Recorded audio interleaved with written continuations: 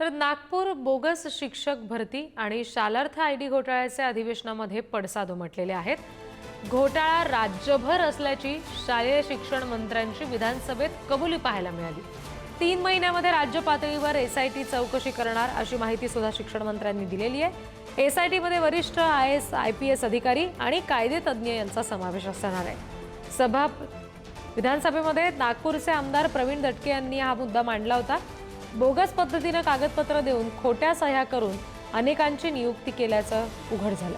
घोटाळ्यामध्ये 19 अधिकाऱ्यांना आरोपी बनवण्यात आलेला आहे। दोषींवर कारवाई होईल असं आश्वासन यावेळी शिक्षण मंत्री दादा भुसे यांनी दिलेलं आहे।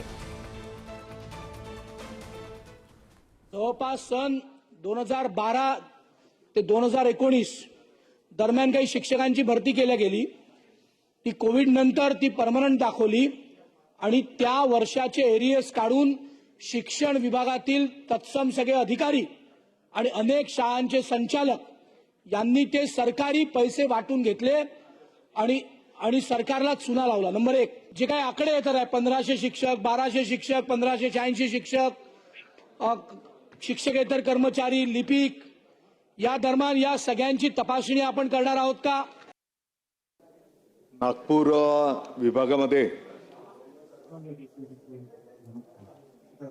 बनावट शालार्थ प्रणाली लॉगिंग आयडीचा वापर करून या ठिकाणी